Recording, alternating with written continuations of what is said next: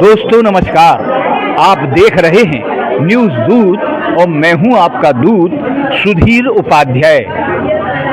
इन आदिवासी इलाकों में विभिन्न तरह की पूजा पाठ, तंत्र मंत्र और रहस्य की बातें आम होती हैं।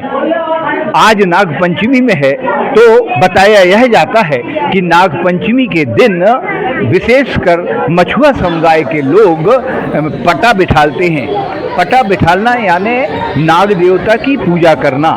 नाग देवता की पूजा ये सदियों से करते आ रहे हैं और उन्हें आज भी ये परंपरा से निर्वहन कर रहे हैं। बताया यह जाता है कि महाभारत काल में जब जन्मेजय राजा एक ऐसा यज्ञ कर रहे थे जिससे सर्पों की बलि चढ़ रही थी और मृत्यु हो रही थी, तब एक ऋषि आस्तिक मुनि जिन्हें कहा जाता है, उन्होंने इस सर्प वंश को बचाने के लिए विभिन्न प्रकार का तप किया और भूमिका का निर्वहन किया।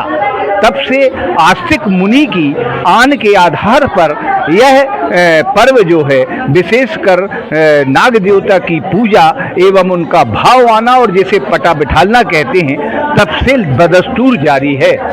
मंडला जिले में न केवल किसी एक इलाके में बल्कि अनेक गांव ऐसे हैं जहां पटा बिठाला जाता है और बरुआ माने वह व्यक्ति जिसे नाग देवता सवार होते हैं और सवारी आती है। और वही बरुआ न केवल ग्रामीण जनों की समस्याओं का निदान करता है बल्कि यदि सर्पदंश से पीड़ित कोई व्यक्ति आ जाता है तो वह अपने मुंह से स्नेक बाइट का वो जहर निकालता है।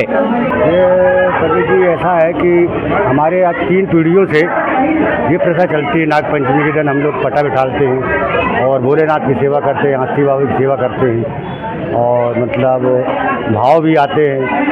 लोग पिंडरी से भी आते हैं पटा वाले, उनको भाव जरिए में खेलते हैं। वो जरिए जो काटा होता है उसमें घूमते लेटते रहते हैं और जैसे कोई दिक्कत आ जाती है, हाथी बाबा किसी को छू लेते हैं, उनका कभी जहर भी उतार दे तो अच्छे भी हो जाते हैं, इसलिए उनको मानते पूछते हैं।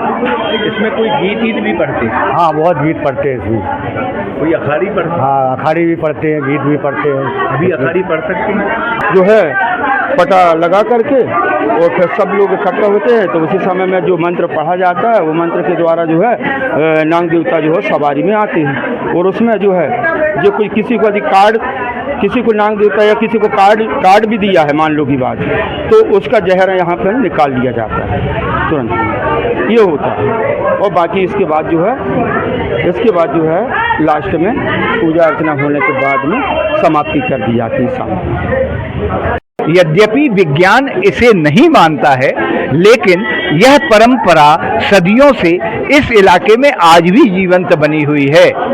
यद्यपि यह भी सही है कि ये लोग वास्तव में विज्ञान के आधार पर चिकित्सा की ओर ही बढ़ रहे हैं, लेकिन अपनी धर्म और आस्था और श्रद्धा के केंद्र को अभी तक बनाए हुए हैं।